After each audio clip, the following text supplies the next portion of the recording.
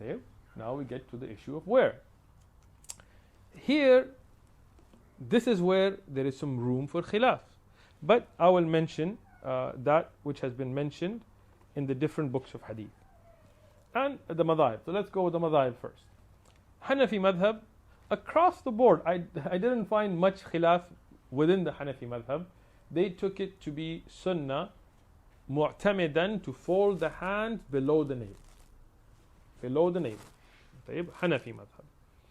Now, I'm not saying ijma'an, amongst the ahnaf even, not ijma' of the ummah, amongst the ahnaf, because, for example, Abu al-Hayy al-Laknawi, in his explanation of the Muwatta of Imam Muhammad al-Shaybani, there is a Muwatta Imam Malik, there is a Muwatta Imam Muhammad, which is based off the Muwatta Imam Malik, but his own narrations. In his explanation, which I have at home, he does say that it is thabithan, it is mathbooth, it's proven from the Prophet ﷺ to fold the hands on the chest. And he's Hanafi, Abu al-Hayy al-Laknawi. And there are others who did this as well amongst the Ahnaf, but they're rare.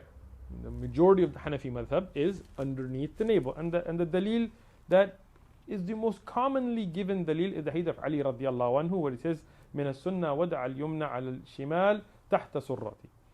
And this riwayah is mentioned in the Musnad and the Sunan of Abu Dawud and the Musnad Imam Ahmad. And because Ali radiallahu, even though he doesn't mention Rasulullah sallallahu alaihi wasallam, but he says min as-sunnah, so it's not considered mawquf, it's considered marfu'. But no doubt this hadith is da'if. No doubt to it. Even though if some earlier scholars may have depended on it and considered it, but if you look at the sanad, there is Abdurrahman ibn Ishaq al-Kufi, and An-Nawawi says that there is ittifaq, there is agreement of the ulama of hadith to his da'f. Not just that, there is no khilaf, like none of the ulama of hadith considered him authentic. According to An-Nawawi, there is across the board. And any from the kutub of Rijal that I found biographies for him, they all weakened him. But on top of that, he reports using on Ziyad ibn Zayd, who's also da'if. So there is multiple weaknesses. And if you go to any book of takhrij of hadith that checks the sihah, the hadith is da'if. There are other riwayat that are also da'if. So there is no authentic riwayah for below the navel. Tayyib. The Maliki madhab and the Shafi'i madhab and a qawl, one of the aqwal of the Hanbali madhab, is above the navel, under the chest. تحت صدر والفوق سرته. And this is something you need to understand. Today we take opinions like under the navel, above the navel, on the chest, like this. But the ulama of the past, if you look in Al-Mughni, for example, Ibn Qudama, or Sharh Al-Kabir, which is the Sharh of Muqni', right? Those a'imma from the Hanabila, they said فوق سرته, and they mentioned the hadith of Wail ibn Hujr ala sadrihi. So what does that mean? They took this whole region above the navel and up to the chest to be one opinion. طيب? And this is the mu'tamid, to put your hands on the chest or above the navel, of the Shafi'i madhab.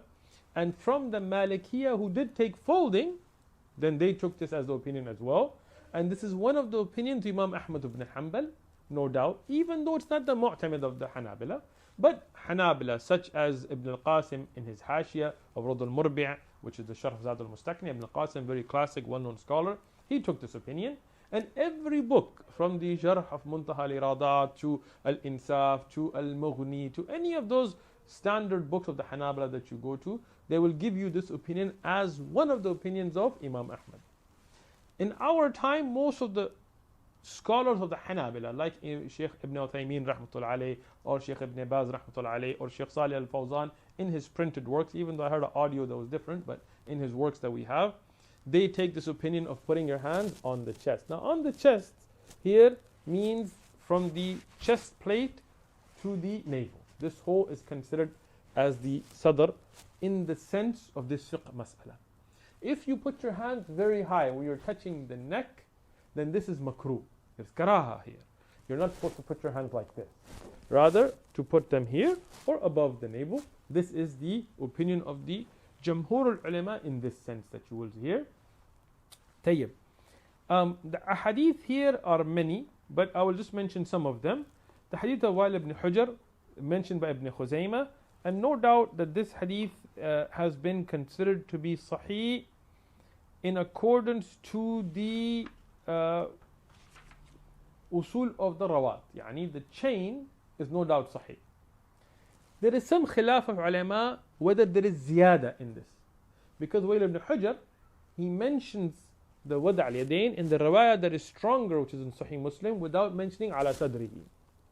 Shaykh Albani and other ayamah said there is no khilaf here. One is a mukhtasar, which just doesn't mention where, and the other mentions where, because the chains are all strong. Tayyib?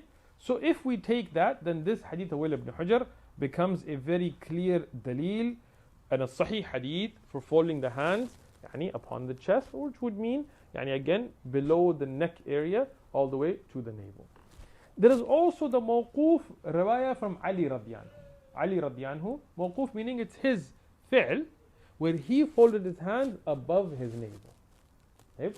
And that contradicts the other's weak narration, right? Which if it's weak and contradicts something that's sahih, then it becomes munkar, right? So here, the riwayah from Ali radiyan himself shows that he folded his hands above his navel. Tayyib. So, what is the answer here?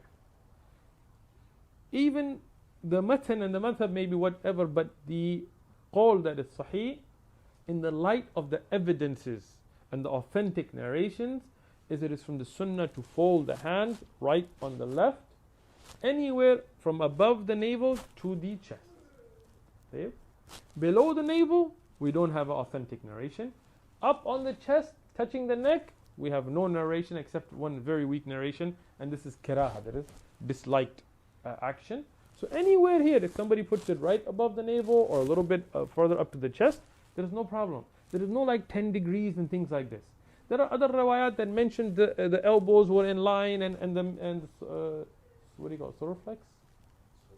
Yeah, the middle of the rib cage here, sternum. This right here, where the bottom of the rib cage, solar plexus, right? This and inshallah in the book that I'm writing, I'm going to put all the riwayat, but all of these are yani from the places that have been mentioned.